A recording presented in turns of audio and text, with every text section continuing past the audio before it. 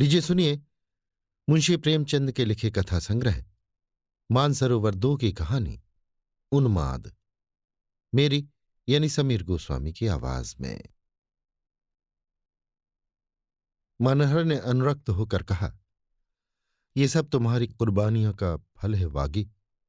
नहीं तो आज मैं किसी अंधेरी गली में, किसी अंधेरे मकान के अंदर अंधेरी जिंदगी के दिन काट रहा होता। तुम्हारी सेवा और उपकार हमेशा याद रहेंगे। तुमने मेरा जीवन सुधार दिया, मुझे आदमी बना दिया।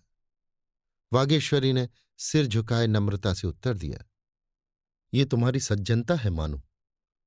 मैं बेचारी भला जिंदगी क्या सुधारूंगी। हाँ, तुम्हारे साथ मैं भी एक दिन आदमी बन जाऊंगी। तुमने परिश्रम किया, उसका पुरस्कार पाया। जो अपनी मदद आप करते हैं, उनकी मदद परमात्मा भी करते हैं।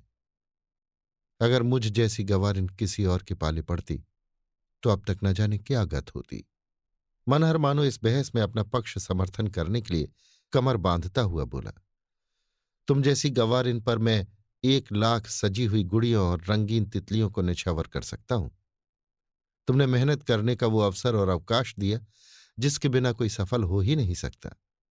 अगर तुमने अपनी अन्य विलास प्रिय रंगीन मिजाज बहनों की तरह मुझे अपने तकाजों से दबा रखा होता तो मुझे उन्नति करने का अवसर कहाँ मिलता। तुमने मुझे वो निश्चिंतता प्रदान की जो स्कूल के दिनों में भी न मिली थी। अपने और सहकारियों को देखता हूं तो मुझे उन पर दया आती है। किसी का खर्च पूरा नहीं पड़ता, आधा महीना भी नहीं जाने पाता और हाथ खाली हो जाता है। कोई दोस्तों से उधार मांगता है, कोई घर वालों को खत लिखता है, कोई गहनों की फिक्र में मरा जाता है, कोई कपड़ों की। कभी नौकर की टोह में हैरान, कभी वैद्य की टोह में परेशान। किसी को शांति नहीं। आए दिन स्त्री पुरुष में जूते चलते हैं। अपना जैसा भाग्यवान तो मुझे कोई नहीं दिख पड़ता। मुझे घर के सारे आनंद प्राप्त हैं और जिम्मेदारी एक भी नहीं। तुमने ही मेरे हौसलों को उभारा, मुझे उत्तेजना दी। जब कभी मेरा उत्साह टूटने लगता तो तुम मुझे तसल्ली देती थी। मुझे मालूम ही नहीं हुआ कि तुम घर का प्रबंध कैसे करती हो। तुमने मोटे से मोटा काम अपने हाथों से किया जिससे मुझे पुस्तकों के लिए रुपयों की कमी न हो। तुम ही मेरी देवी हो और तुम्हारी ही बदौलत आज मुझे ये सौभाग्य प्राप्त हुआ है। मैं तुम्हारी इन सेवाओं की स्मृति को हृदय में सुरक्षित रखूंगा वागी। और एक दिन वो आएगा जब तुम अपने त्याग और तप का आनंद उठाओगी। वागीश्वरी ने गदगद होकर कहा, तुम्हारे ये शब्द मेरे लिए सबसे बड़े पुरस्कार है मानू। मैं और किसी पुरस्कार की भूखी नहीं। मैंने जो कुछ तुम्हारी थोड़ी बहुत सेवा की, उसका इतना यश मुझे मिलेगा, मुझे तो आशा भी न थी। मनहर का हृदय इस समय उदार भावों से उमड़ा हुआ था। वो यों बहुत ही अल्पभाषी, कुछ रूखा आदमी था और शायद वागेश्वरी को मन में उसकी शुष्कता पर दुख भी हुआ हो। पर इस समय सफलता के नशे ने उसकी वाणी में पर लगा दिए थे। बोला, जिस समय मेरे विवाह की बात चल रही थी मैं बहुत शंकित था। समझ गया कि मुझे जो कुछ होना था हो गया। अब सारी उम्र देवी जी की नाजबरदारियों में गुजरेगी। बड़े बड़े अंग्रेज विद्वानों की पुस्तकें पढ़ने से मुझे विवाह से घृणा हो गई थी। मैं इसे उम्र कैद समझने लगा था, जो आत्मा और बुद्धि की उन्नति का मार्ग बंद कर देती है, जो मनुष्य को स्वार्थ का भक्त बना देती है, जो जीवन के क्षेत्र को संकीर्ण कर देती है। मगर 2 ही 4 मास के बाद मुझे अपनी भूल मालूम हुई। मुझे मालूम हुआ कि सुभार्या स्वर्ग की सबसे बड़ी विभूति है, जो मनुष्य को उज्ज्वल और पूर्ण बना देती है, जो आत्मोन्नति का मूल मंत्र है। मुझे मालूम हुआ कि विवाह का उद्देश्य भोग नहीं, आत्मा का विकास है। वागेश्वरी मनहर की नम्रता सहन नहीं कर सकी। वो किसी बात के बहाने से उठकर चली गई। मनहर और वागेश्वरी का विवाह हुए 3 साल गुजरे थे। मनहर उस समय एक दफ्तर में क्लर्क था। सामान्य युवकों की भांति उसे भी जासूसी उपन्यासों से बहुत प्रेम था। धीरे धीरे उसे जासूसी का शौक हुआ। इस विषय पर उसने बहुत सा साहित्य जमा किया और बड़े मनोयोग से उसका अध्ययन किया। इसके बाद उसने इस विषय पर स्वयं एक किताब लिखी। रचना में उसने ऐसी विलक्षण विवेचन शक्ति का परिचय दिया, उसकी शैली भी इतनी रोचक थी कि जनता ने उसे हाथों हाथ लिया। इस विषय पर वो सर्वोत्तम ग्रंथ था। देश में धूम मच गई। यहां तक कि इटली और जर्मनी जैसे देशों से उसके पास प्रशंसा पत्र आए और इस विषय की पत्रिकाओं में अच्छी अच्छी आलोचनाएं निकली। अंत में सरकार ने भी अपनी गुणग्राहकता का परिचय दिया। उसे इंग्लैंड जाकर इस कला का अभ्यास करने के लिए वृत्ति प्रदान की, और ये सब कुछ वागेश्वरी की सत्प्रेरणा का शुभ फल था। मनहर की इच्छा थी कि वागेश्वरी भी साथ चले, पर वागेश्वरी उनके पांव की बेड़ी न बनना चाहती थी। उसने घर रहकर सास ससुर की सेवा करना ही उचित समझा। मनहर के लिए इंग्लैंड एक दूसरी ही दुनिया थी, जहां उन्नति के मुख्य साधनों में एक रूपवती पत्नी का होना भी था। अगर पत्नी रूपवती है, चपल है, वाणी कुशल है, प्रगल्भ है, तो समझ लो उसके पति को सोने की खान मिल गई। अब वो उन्नति के शिखर पर पहुंच सकता है, मनोयोग और तपस्या के बलबूते पर नहीं, पत्नी के प्रभाव और आकर्षण के तेज पर। उस संसार में रूप और लावण्य व्रत के बंधनों से मुक्त एक अबाध संपत्ति थी। जिसने किसी रमणी को प्राप्त कर लिया, उसकी मानो तकदीर खुल गई। यदि कोई सुंदरी, कोई सधर्मिणी नहीं है, तो तुम्हारा सारा उद्योग, सारी कार्यपटुता निष्फल है। कोई तुम्हारा पुरसाहाल न होगा। अतएव वहां रूप को लोग व्यापारिक दृष्टि से देखते थे। साली भर के अंग्रेजी समाज के संसर्ग ने मनहर की मनोवृत्तियों में क्रांति पैदा कर दी। उसके मिजाज में सांसारिकता का इतना प्राधान्य हो गया कि कोमल भावों के लिए वहां कोई स्थान ही न रहा। वागीश्वरी उसके विद्याभ्यास में सहायक होती थी, पर उसे अधिकार और पद की ऊंचाइयों पर न पहुंचा सकती थी।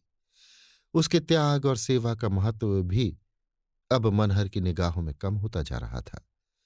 वागेश्वरी अब उसे व्यर्थ सी वस्तु मालूम होती थी, क्योंकि उसकी भौतिक दृष्टि में हर एक वस्तु का मूल्य उससे होने वाले लाभ पर ही अवलंबित था। अपना पूर्ण जीवन अब उसे हास्यास्पद जान पड़ता था। चंचल, हंसमुख, विनोदनी अंग्रेज युवतियों के सामने वागेश्वरी एक हल्की तुच्छ सी वस्तु जान पड़ती। इस विद्युत प्रकाश में वो दीपक अब मलिन पड़ गया था। यहां तक कि शनैः शनैः उसका वो मलिन प्रकाश भी अब लुप्त हो गया। मनहर ने अपने भविष्य का निश्चय कर लिया। वो भी एक रमणी की रूप नौका द्वारा ही अपने लक्ष्य तक पहुंचेगा। इसके सिवा कोई और उपाय न था। रात के 9 बजे थे। मनहर लंदन के एक फैशनेबल रेस्टोरेंट में बना ठना बैठा था। उसका रंग, रूप और ठाट बाट देखकर सहसा कोई नहीं कह सकता था कि वो अंग्रेज नहीं है। लंदन में भी उसके सौभाग्य ने उसका साथ दिया था। उसने चोरी के कई गहरे मामलों का पता लगा लिया था, इसलिए उसे धन और यश दोनों ही मिल रहे थे। वो अब यहाँ के भारतीय समाज का प्रमुख अंग बन गया था, जिसके आतिथ्य और सौजन्य की सभी सराहना करते थे। उसका लबो लहजा भी अंग्रेजों से मिलता जुलता था। उसके सामने मेज के दूसरी ओर एक रमणी बैठी हुई उनकी बातें ध्यान से सुन रही थी। उसके अंग अंग से यौवन टपका पड़ता था। भारत के अद्भुत वृत्तांत सुनकर उसकी आंखें खुशी से चमक रही थी। मनहर चिड़िया के सामने दाने बिखेर रहा था। मनहर, विचित्र देश है जैनी, अत्यंत विचित्र। 5-5 साल के दूल्हे तुम्हें भारत के सिवा कहीं देखने को नहीं मिलेंगे। लाल रंग के चमकदार कपड़े, सिर पर चमकता हुआ लंबा टोप, चेहरे पर फूलों का झालरदार बुर्का, घोड़े पर सवार चले जा रहे हैं। 2 आदमी दोनों तरफ छतरियां लगाए हुए हैं। हाथों में मेहंदी लगी हुई है। जैनी, मेहंदी क्यों लगाते हैं? मनहर, जिसमें हाथ लाल हो जाएं, पैरों में भी रंग भरा जाता है, उंगलियों के नाखून लाल कर दिए जाते हैं, वो दृश्य देखते ही बनता है। जैनी, ये तो दिल में सनसनी पैदा करने वाला दृश्य होगा। दुल्हन भी इसी तरह सजाई जाती होगी। मनहर, इससे कई गुना अधिक। सिर से पांव तक सोने चांदी के जेवरों से लदी हुई। ऐसा कोई अंग नहीं जिसमें 2-2, 4-4 गहने न हों। जैनी, तुम्हारी शादी भी उसी तरह हुई होगी। तुम्हें तो बड़ा आनंद आया होगा। मनहर, हाँ, वही आनंद आया था जो तुम्हें मेरी गो राउंड पर चढ़ने में आता है। अच्छी अच्छी चीजें खाने को मिलती हैं, अच्छे कपड़े पहनने को मिलते हैं, खूब नाच तमाशे देखता था और शहनाइयों का गाना सुनता था। मजा तो तब आता है जब दुल्हन अपने घर से विदा होती है। सारे घर में कोहराम मच जाता है।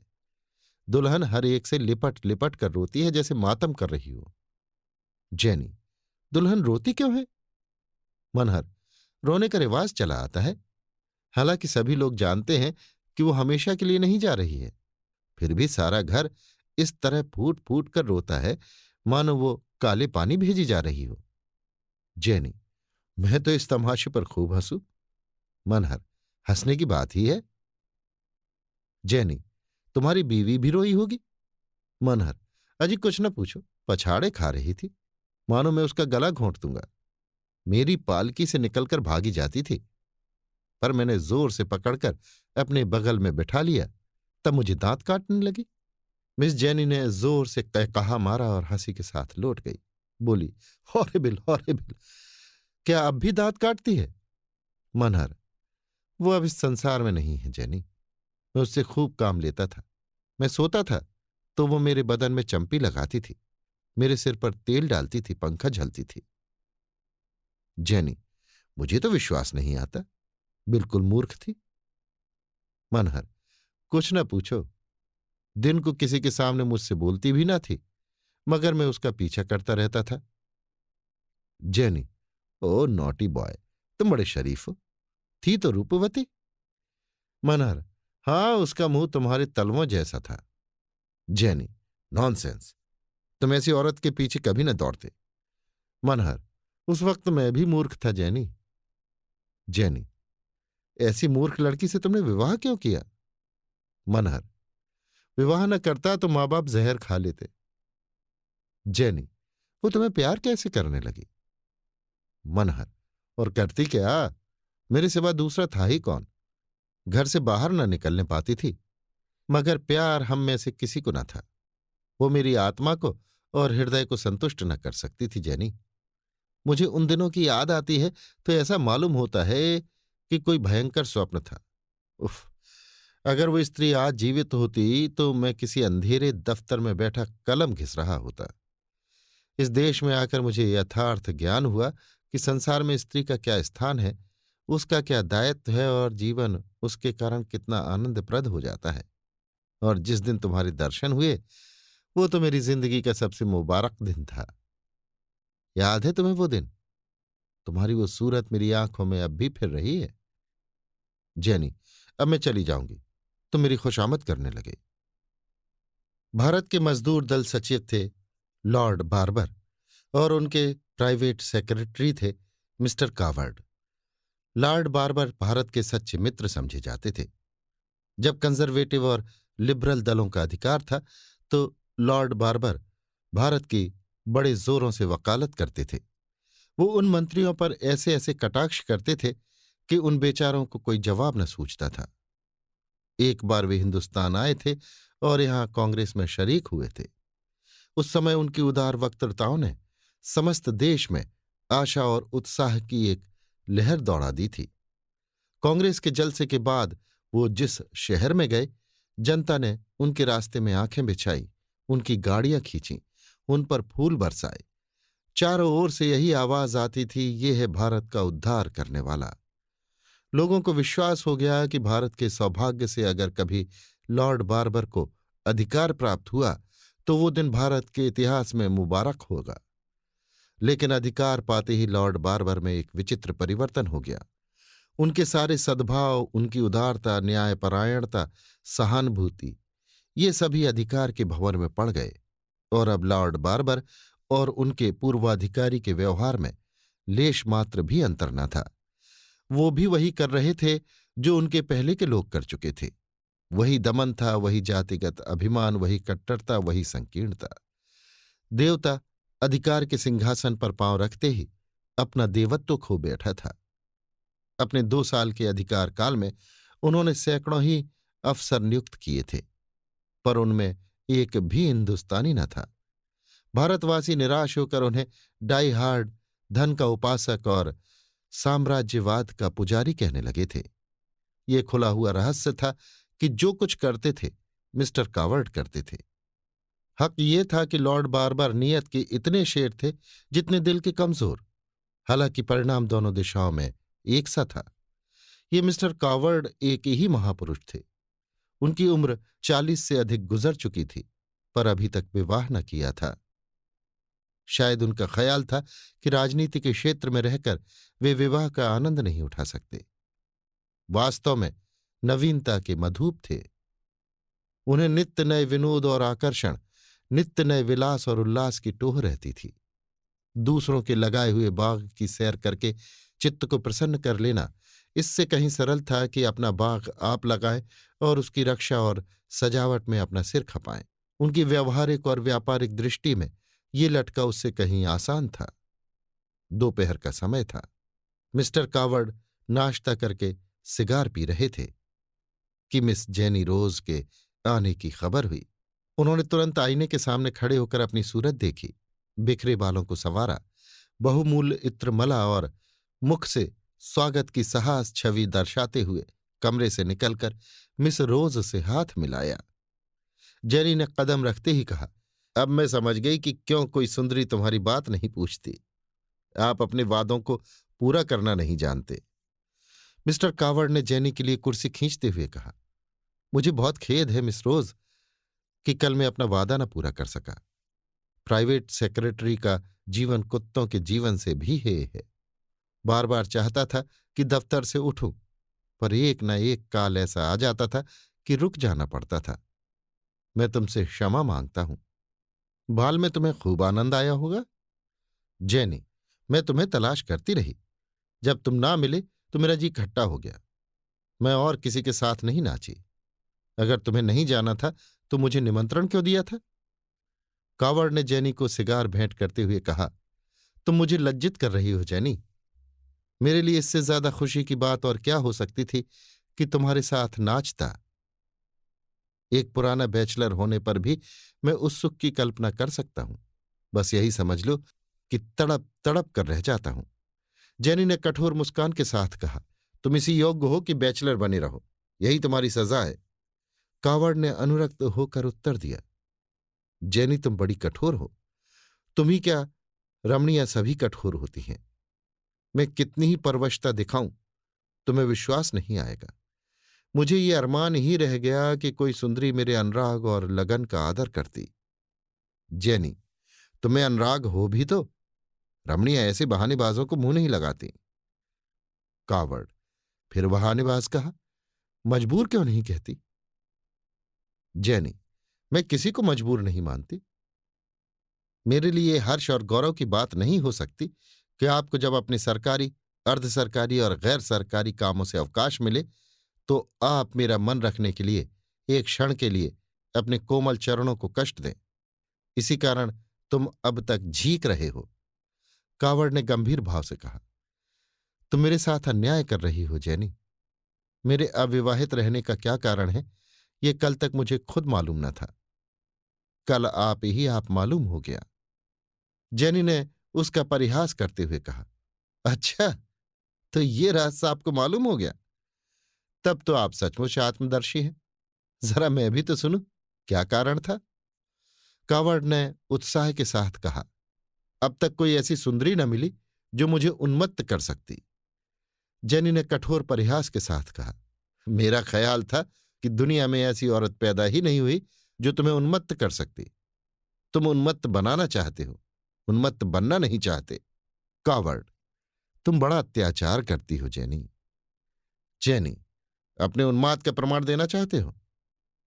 कावर्ड, हृदय से जेनी, मैं उस अवसर की ताक में बैठा हूं।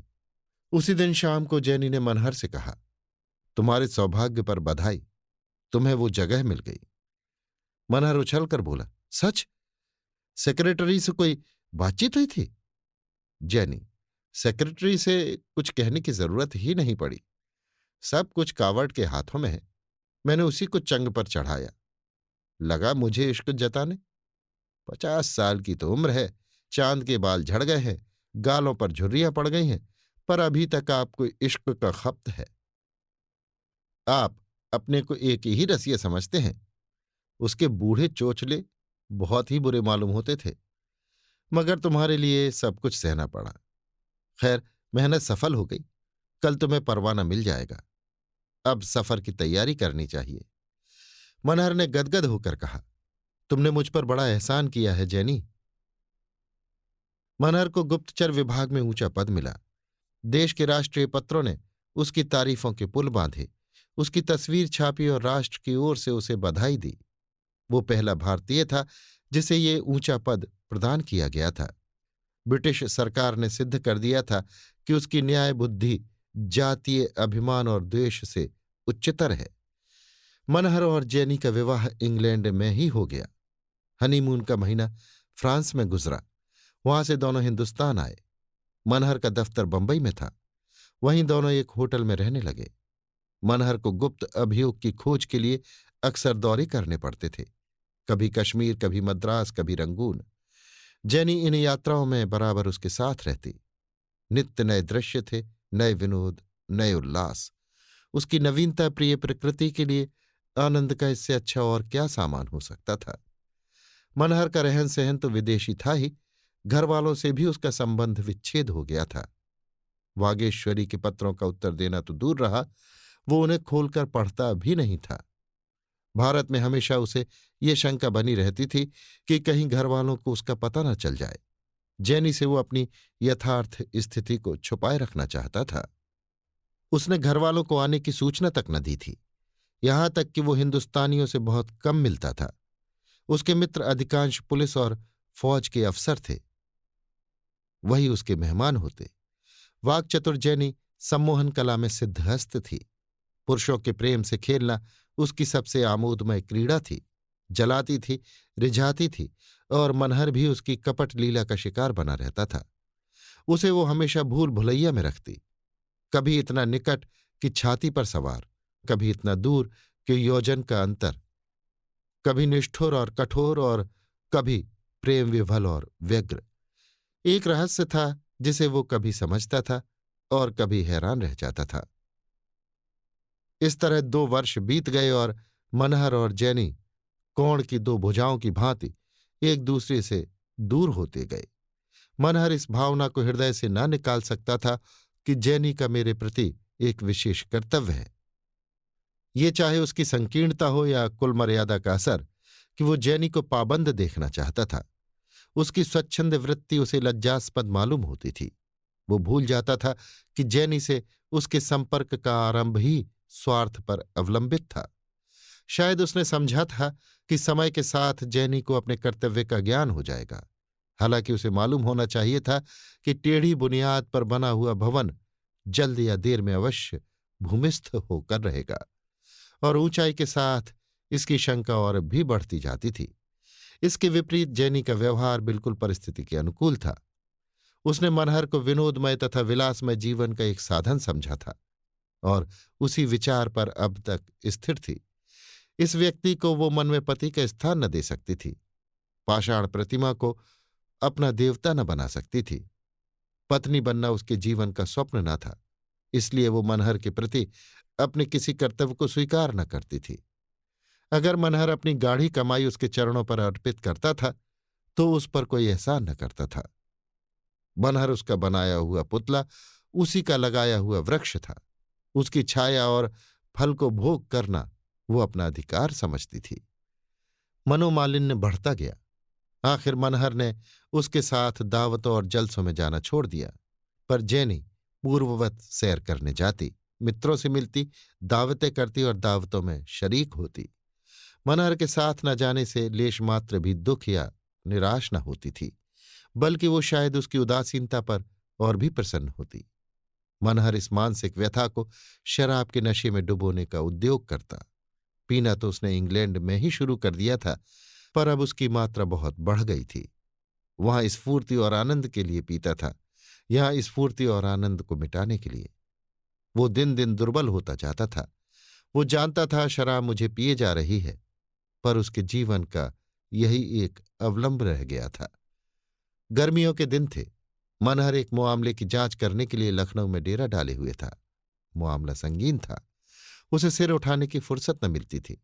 स्वास्थ्य भी कुछ खराब हो चला था, मगर जेनी अपनी सैर सपाटे में मग्न थी।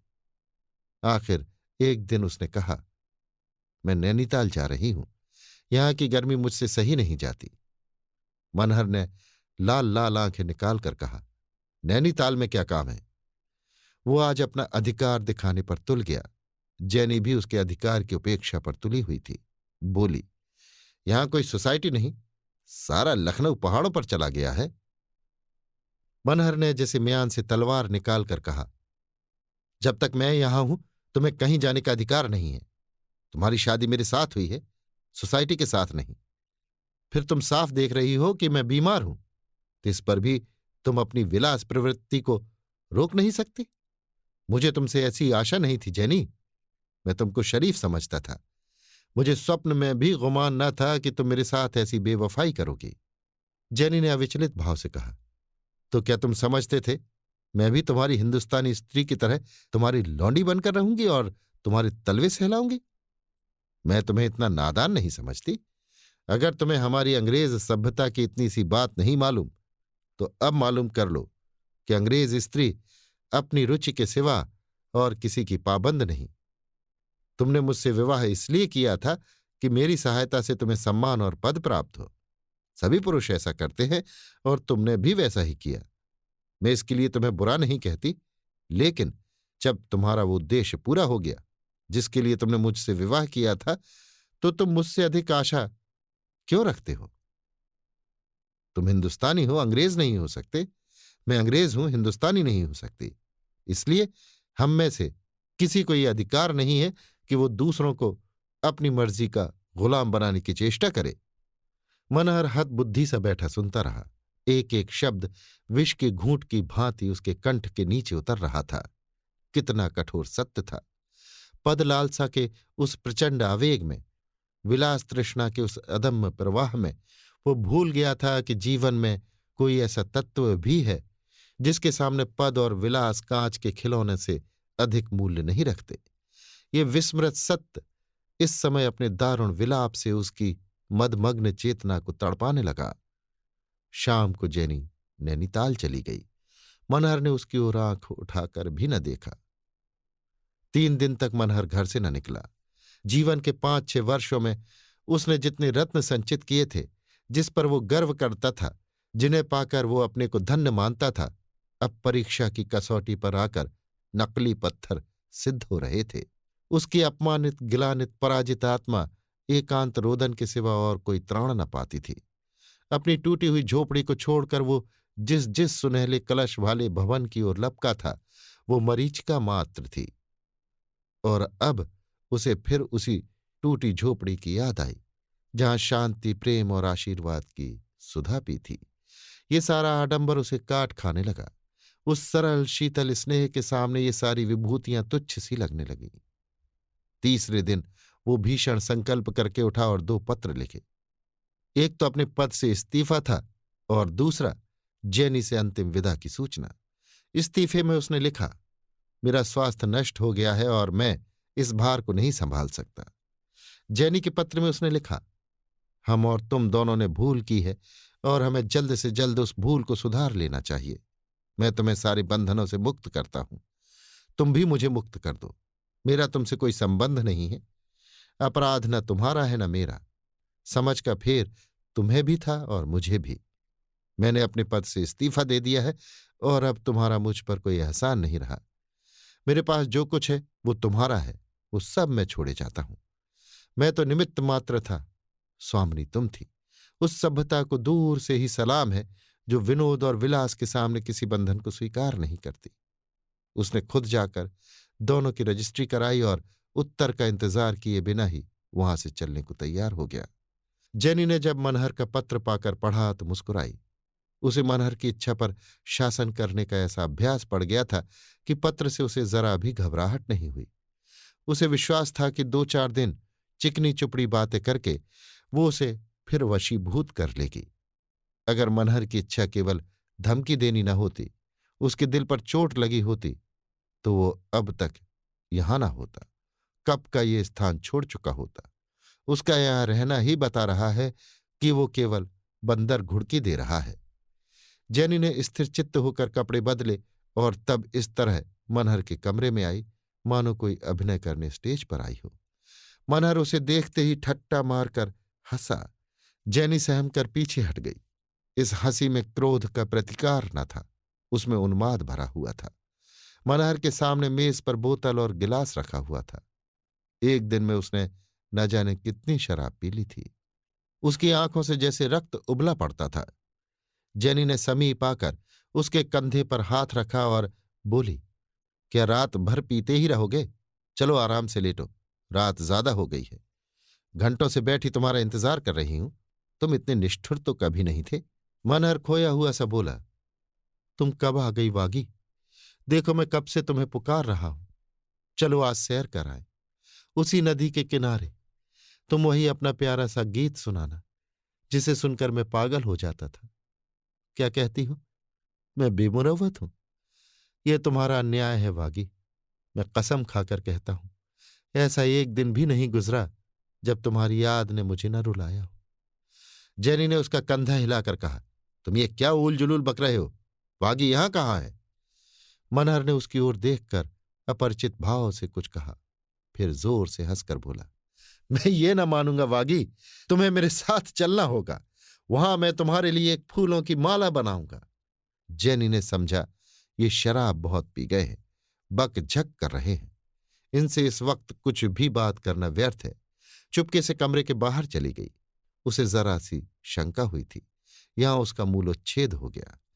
जिस आदमी का वाणी पर अधिकार नहीं, वो इच्छा पर क्या अधिकार रख सकता है? उस घड़ी से मनहर को घर वालों की रट लग गई। कभी वागेश्वरी को पुकारता, कभी अम्मा को, कभी दादा को। उसकी आत्मा अतीत में विचरती रहती। उस अतीत में जब जैनी ने काली छाया की भांति प्रवेश नहीं किया था और वागेश्वरी अपने सरल व्रत से उसके जीवन में प्रकाश फैलाती थी। दूसरे दिन जैनी ने उसे जाकर कहा, तुम इतनी शराब क्यों पीते हो? देखते नहीं तुम्हारी क्या दशा हो रही है? मनहर ने उसकी ओर आश्चर्य से देखा। तुम कौन हो? जैनी, तुम मुझे नहीं पहचानते हो? इतनी जल्द भूल गए? मनहर, मैंने तुम्हें कभी नहीं देखा, मैं तुम्हें नहीं पहचानता। जेनी ने और अधिक बातचीत नहीं की। उसने मनहर के कमरे से शराब की बोतलें उठवा दी और नौकरों को ताकीद कर दी कि उसे एक घूंट भी शराब की न दी जाए। उसे अब कुछ संदेह होने लगा था, क्योंकि मनहर की दशा उससे कहीं शंकाजनक थी जितना वो समझती थी। मनहर का जीवित और स्वस्थ रहना उसके लिए आवश्यक था। इसी घोड़े पर बैठकर वो शिकार खेलती थी। घोड़े के बगैर शिकार का आनंद कहाँ? मगर एक सप्ताह हो जाने पर भी मनहर की दशा में कोई अंतर न हुआ। न मित्रों को पहचानता, न नौकरों को। पिछले 3 वर्षों का जीवन एक स्वप्न की भांति मिट गया था। 7वें दिन जैनी सिविल सर्जन को लेकर आई तो मनहर का कहीं पता नहीं था। 5 साल के बाद वागेश्वरी का लुटा हुआ सुहाग फिर चेता। माँ बाप पुत्र के वियोग में रो रो कर अंधे हो चुके थे। वागेश्वरी निराशा में भी आस बांधे बैठी हुई थी। उसका मायका संपन्न था, बार बार बुलावे आते, बाप आया, भाई आया, पर धैर्य और व्रत की देवी घर से न टली। जब मनहर भारत आया तो वागेश्वरी ने सुना कि वो विलायत से एक मेम लाया है। फिर भी उसे आशा थी कि वो आएगा, लेकिन उसकी आशा पूरी न हुई। फिर उसने सुना कि वो ईसाई हो गया है, आचार विचार त्याग दिया है। तब उसने माथा ठोंक लिया। घर की व्यवस्था दिन दिन बिगड़ने लगी। वर्षा बंद हो गई और सागर सूखने लगा। घर बिका, कुछ जमीन थी वो बिकी, फिर गहनों की बारी आई। यहां तक कि अब केवल आकाशी वृत्ति थी। कभी चूल्हा जल गया, कभी ठंडा पड़ा रहा। एक दिन संध्या समय वो कुएं पर पानी भरने गई थी कि एक थका हुआ, जीर्ण, विपत्ति का मारा जैसा आदमी आकर कुएं की जगत पर आकर बैठ गया। वागेश्वरी ने देखा तो मनहर। उसने तुरंत घूंघट काढ़ लिया। आंखों पर विश्वास नहीं हुआ। फिर भी आनंद और विस्मय की हृदय में फुरेरियां उड़ने लगी।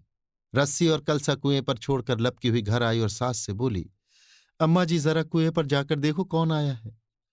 सास ने कहा, तू पानी भरने गई थी या तमाशा देखने? घर में एक बूंद पानी की नहीं है, कौन आया है कुएं पर? चलकर देख लो ना, कोई सिपाही प्यादा होगा, अब उनके सिवा कौन आने वाला है।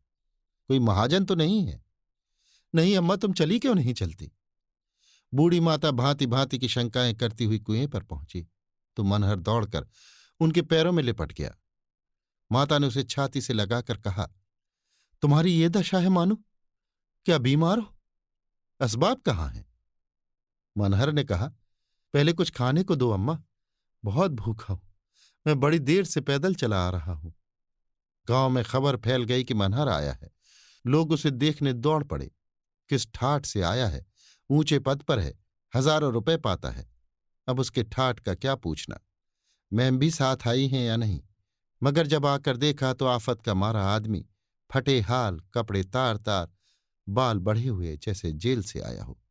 प्रश्नों की बौछार होने लगी। हमने तो सुना था तुम किसी ऊंचे पद पर हो। मनहर ने जैसे किसी भूली बात को याद करने का विफल प्रयास किया। मैं तो किसी ओहदे पर नहीं। वाह, विलायत से मैम नहीं लाए थे? मनहर ने चकित होकर कहा। विलायत? कौन विलायत गया था? अरे भंग तो नहीं खाए हो? विलायत नहीं गए थे? मनहर मूढ़ों की भांति हंसा। मैं विलायत क्या करने जाता? अजी तुमको वजीफा मिला नहीं था? यहां से तुम विलायत गए थे, तुम्हारे पत्र बराबर आते थे। अब कहते हो मैं विलायत गया ही नहीं। होश में हो या हम लोगों को उल्लू बना रहे हो? मनहर ने उन लोगों की तरफ आंखें फाड़ कर देखा और बोला, मैं तो कहीं नहीं गया था। आप लोग ना जाने क्या कह रहे हैं। अब इसमें संदेह की गुंजाइश न रही कि वो अपने होशो हवास में नहीं है। उसे विलायत जाने के पहले की सारी बातें याद थीं। गांव और घर के एक एक आदमी को पहचानता था। लेकिन जब इंग्लैंड, अंग्रेज बीवी और ऊंचे पद का जिक्र आता तो भौचक्का होकर ताकने लगता। वागेश्वरी को अब उसके प्रेम में एक अस्वाभाविक अनुराग दिखता जो उसे बनावटी मालूम होता था। वो चाहती थी कि उसके व्यवहार और आचरण में पहले जैसी बेतकल्लुफी हो। वो प्रेम का स्वांग नहीं, प्रेम चाहती थी। 10 ही 5 दिनों में उसे ज्ञात हो गया कि इस विशेष अनुराग का कारण बनावट या दिखावा नहीं है, वरन कोई मानसिक विकार है। मनहर ने माँ बाप का इतना अदब पहले कभी नहीं किया था। उसे अब मोटे से मोटा काम करने में कोई संकोच नहीं था। वो जो बाजार से साग सब्जी लाने में अपना अनादर समझता था, अब कुएं से पानी खींचता, लकड़ियां फाड़ता और घर में झाड़ू लगाता था। और अपने घर में ही नहीं, सारे मोहल्ले में उसकी सेवा और नम्रता की चर्चा होती थी। एक बार मोहल्ले में चोरी हो गई। पुलिस ने बहुत दौड़ धूप की, पर चोरों का पता न चला। मनहर ने चोरी का पता ही नहीं लगा दिया, वरन माल भी बरामद करा दिया। इससे आसपास के गांवों और मोहल्लों में उसका यश फैल गया। कोई चोरी होती तो लोग उसके पास दौड़े आते और अधिकांश उद्योग उसके सफल भी होते। इस तरह उसकी जीविका की एक व्यवस्था हो गई। वो अब वागेश्वरी के इशारों का गुलाम था। उसी की दिलजोई और सेवा में उसके दिन कटते। अगर उसमें विकार या बीमारी का कोई लक्षण था तो वो इतना ही। यही सनक उसे सवार हो गई थी। वागेश्वरी को उसकी दशा पर दुख होता, पर उसकी ये बीमारी उस स्वास्थ्य से भी कहीं प्रिय थी जब वो अपनी बात भी न पूछता था। 6 महीनों के बाद एक दिन जैनी मनहर का पता लगाती हुई आ पहुंची। हाथ में जो कुछ था वो सब उड़ा चुकने के बाद अब उसे किसी आश्रय की खोज थी। उसके चाहने वालों में कोई ऐसा न था जो उसकी आर्थिक सहायता करता। शायद अब जैनी को कुछ गिलानी भी होती थी। वो अपने किए पर लज्जित थी। द्वार पर हॉर्न की आवाज सुनकर मनहर बाहर निकला और इस प्रकार जैनी को देखने लगा मानो कभी देखा ही नहीं हो। जैनी ने मोटर से उतरकर उससे हाथ मिलाया और अपनी आप बीती सुनाने लगी। तुम इस तरह छिपकर मुझसे क्यों चले आए और फिर आकर एक पत्र भी नहीं लिखा? आखिर मैंने तुम्हारे साथ क्या बुराई की थी? फिर मुझ में कोई बुराई देखी थी तो तुम्हें था कि मुझे सावधान कर देते। छिपकर चले आने का क्या फायदा हुआ? ऐसी अच्छी जगह मिल गई थी, वो भी हाथ से निकल गई। मनहर काठ के उल्लू की भांति खड़ा रहा। जैनी ने फिर कहा, तुम्हारे चले आने के बाद मेरे ऊपर जो संकट आए वो सुनाऊं तो तुम घबरा जाओगे। मैं इसी चिंता और दुख से बीमार हो गई। तुम्हारे बगैर मेरा जीवन निरर्थक हो गया। तुम्हारा चित्र देखकर मन को ढांढस देती थी। तुम्हारे पत्रों को आदि से अंत तक पढ़ना मेरे लिए सबसे मनोरंजक विषय था। तुम मेरे साथ चलो। मैंने एक डॉक्टर से बात की है, वो मस्तिष्क के विकारों का डॉक्टर है। मुझे आशा है उसके उपचार से तुम्हें लाभ होगा।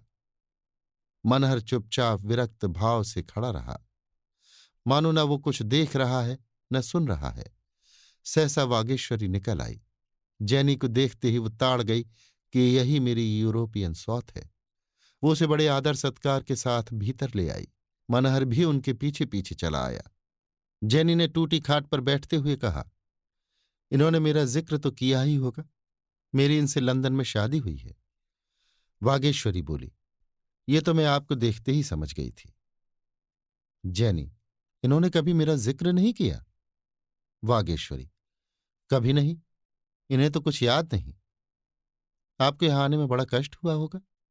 जैनी, महीनों के बाद तब इनके घर का पता चला, वहां से बिना कुछ कहे सुने चल दिए। आपको कुछ मालूम है इन्हें क्या शिकायत है?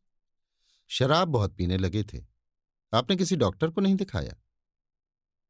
हमने तो किसी को नहीं दिखाया। जैनी ने तिरस्कार से कहा, क्यों? क्या आप इन्हें हमेशा बीमार रखना चाहती हैं? वागेश्वरी ने बेपरवाही से कहा, मेरे लिए तो इनका बीमार रहना इनके स्वस्थ रहने से कहीं अच्छा है। तब वो अपनी आत्मा को भूले हुए थे, अब उसे पा गए। फिर उसने निर्दय कटाक्ष करके कहा, मेरे विचार में तो वो तब बीमार थे, अब स्वस्थ हैं। जेनी ने चिढ़कर कहा, नॉनसेंस, इनकी किसी विशेषज्ञ से चिकित्सा करानी होगी।